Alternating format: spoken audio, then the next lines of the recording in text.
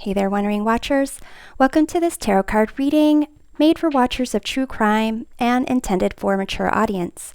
This reading dives into the life of Doomsday mom Lori Vallow Daybell, who has been charged with the murders of her 16-year-old daughter, Tylee Ryan, and 7-year-old adopted son, Joshua Jaxson Vallow, as well as the murder of Tammy Daybell, the first wife of Lori's current husband, Chad Daybell.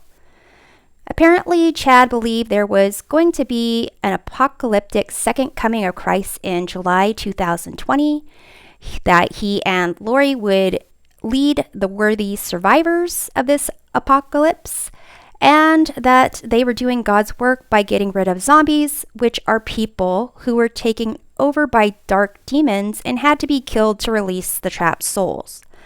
So there's a lot of backstory to cover all the details, but the Netflix documentary Sins of Our Mother is what caught me up on this case.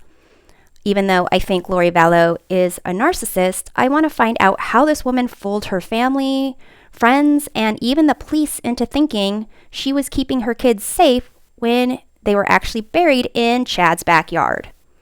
I will be exploring Lori's life through the 12 astrological houses, and I've laid out oracle cards to identify each house and to use them as place markers. I'll quickly go over the different houses and pull tarot cards to reveal how Lori shows up in each house, but first I want to see whether Lori thought about killing Tylee and JJ before she met Chad Daybell.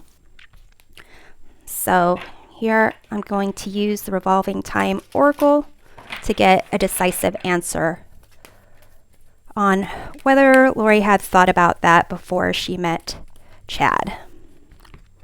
Interesting. So the answer here is yes. It's this manifest card. Time is running fast. So this is the equivalent of the magician card, which is interesting in that concept of being like a narcissist. Here, it's the magician is about having like skills and talent, resources available to manifest what you want into reality. So here, this person is wearing a blindfold, just kind of like blindly just, wanting certain things to happen and take place. So according to this card, yes, she had thought about it before Chad.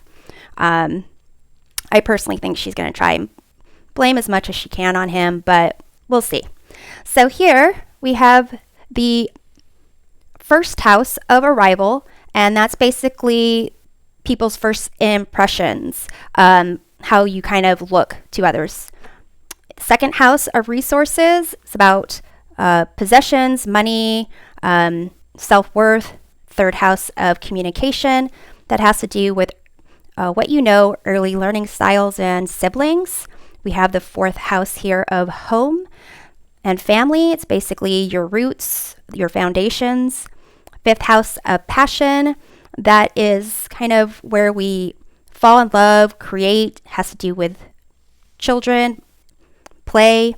And so here we have the sixth house of sustainability. That is your day-to-day work, routines, habits, health.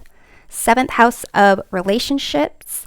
That's one-on-one relationships. Those are committed, romantic or business partnerships, and even your enemies. Eighth house of mystery. That is about sex, life, death, inheritances. Ninth house of exploration, that has to do with spirituality, beliefs, religions. So that might be very interesting to see what shows up there. 10th house of authority. This is kind of like how you deal with authority, how you feel you're an authority when it comes to your ambitions, your career, your reputation. The 11th house of community over here has to do with groups, can deal with group mindset.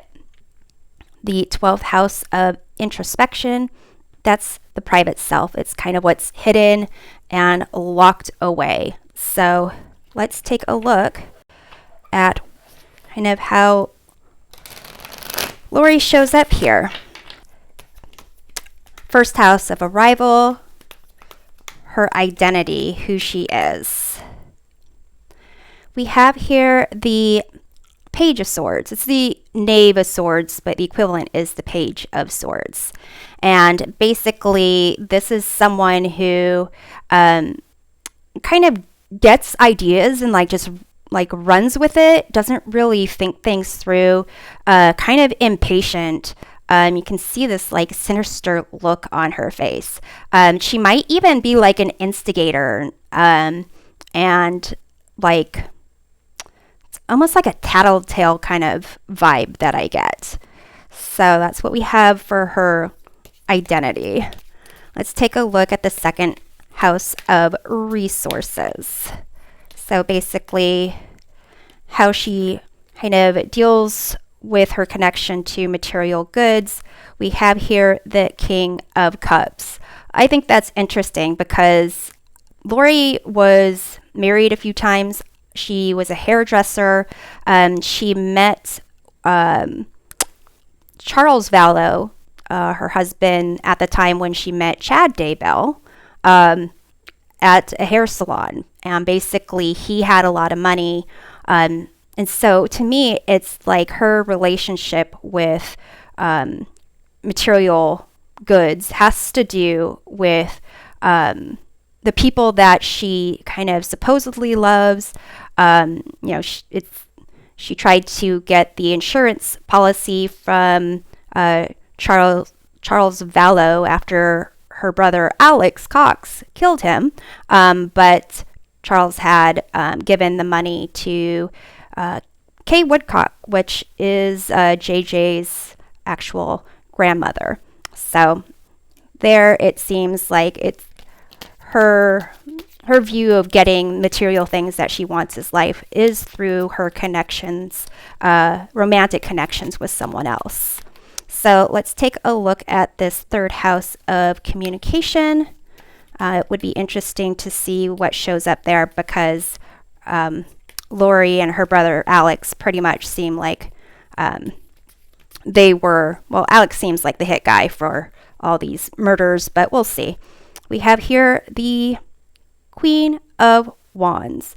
So basically, it seems like she learned at an early age that she could be the boss and people would follow her.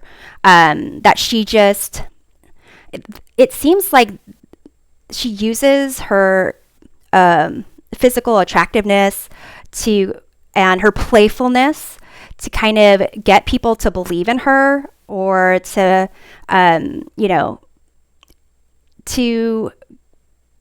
get what she wants. And it seems like she learned that at a very early age. And she probably even kind of used this confidence and power to get her brother Alex to go along with her and Chad's beliefs. But it's also how she was able to kind of fool the police into thinking she was the victim. So let's take a look at her fourth house of home, her family, kind of how it all kind of started out. We have here the Justice card. So basically, it seems like with this fourth house of home, I know they grew up religious. The Church of Latter-day Saints. And so it's a sense of definite right and wrong and a moral belief behind it. So I'm going to go ahead and clarify this because it's interesting that this is supposed to be more fairness. So but I think it's more of a spiritual judgment almost. So we have here the Queen of Swords. So someone who is it's as if she took this belief of fairness and decided that she could be the one who makes that determination.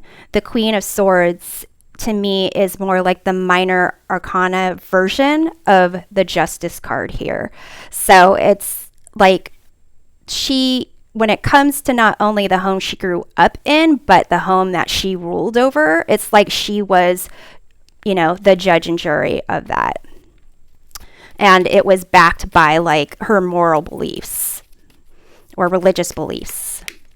So let's take a look at the 5th house of passion and pleasure, creative, fun. We have the Lovers card here. So basically, she is really like drawn to this idea of a connection. She had, I think, maybe 4 husbands, and then was with Chad Daybell. I believe the day that they met, they kind of believed that they were lovers in multiple past lifetimes here. So this idea of passion and creative expression, it's like it's tied together. And I think it's interesting how there is like a picture of a different woman on this dresser in the background, and basically they were both married to other people when they met. So let's take a look at this 6th house of sustainability, day-to-day rituals, habits, routines, health. We have here the 9 of Pentacles. So Lori was very much, her day-to-day was to ensure that she had a good life. It was more about herself.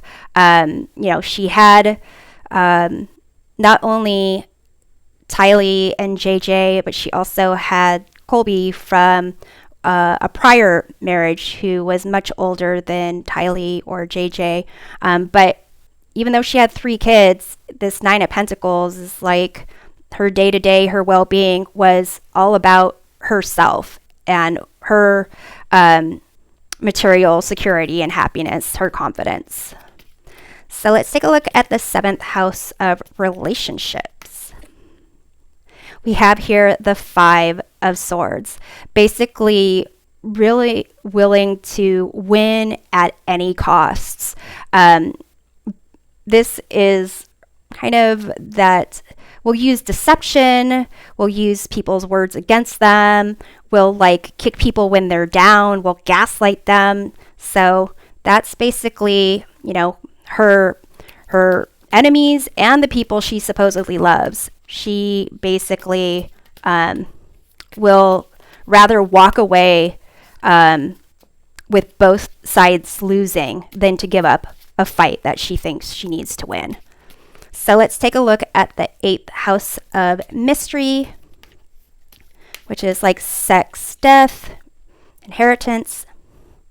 We have here the High Priestess. So it seems like she believes, well, she did say that she was having angels talk to her, like she was getting spiritual downloads about, who should be in charge, who should be together in life. Maybe she even was getting downloads over who should live and who should die. But this aspect of, the High Priestess, it's like she felt she had that knowledge because she was special and given to her. So let's take a look at the 9th house of exploration, which is about religion, spirituality. We have here the Wheel of Fortune. So I think that's interesting. This is kind of about not having control. It's about destiny and so forth. But basically, her and Chad felt that they were the saviors. Maybe they were the ones that controlled the wheel. I'm going to clarify that. It's so interesting.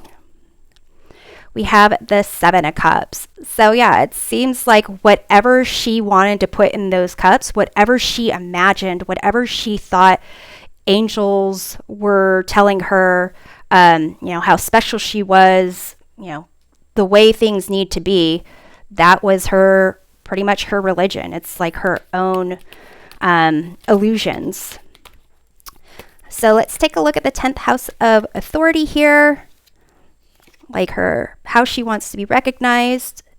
We have here the 8 of Swords. So basically, it is a sense of her feeling that she is being controlled by others.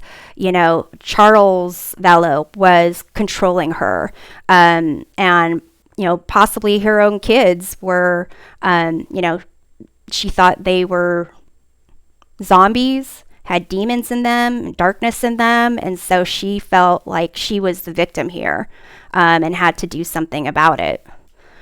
So, and even talking to the police, like she was the victim. Let's see about the 11th house of community. We have here the Knight of Pentacles.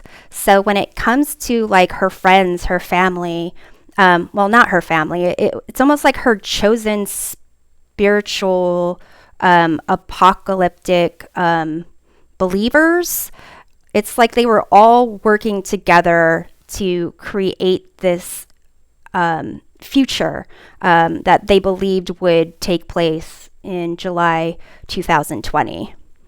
So I'm going to go ahead and I'm going to pull another card for that as well. We have here the Queen of Cups. So this idea that they were doing the hard work, that they, that she was tapping into her intuition, and she was kind of connected to the angels, and really, her and her chosen few were doing the hard work, and they knew the truth of, this concept of light and darkness. So let's take a look at the 12th house of introspection. So like basically what was really hidden deep down. We have the 10 of Pentacles. So it seems like she wanted material wealth. She also wanted a legacy. It's it almost seems like a lot of this is just, being able to, get money. The very first person who kind of died mysteriously was her husband, Charles Vallow. And apparently her brother, Alex Cox, said that in self-defense, he killed Charles, but it kind of seems like it was planned, and that Lori wanted Alex to kill him and was hoping to get his $1 million life insurance policy. So that kind of like started the killings, a bunch of killings and attempts. I'm going to clarify the 10 of Pentacles. We have here the Sun. So this place of like introspection where you hide, this where you go to escape. It's like positivity. Her deep, dark secrets are her happy and bringing light and wealthy. So I think that's interesting, because I think these feelings of wanting to almost be the center of the universe, of everybody's universe, and having that material wealth, but also this 5 of Swords in relationships, is willing to at all costs get that sense of happiness, to live in that place of wealth. So this is what I have for you. We'll see you next time. Until then, stay on your toes and take care.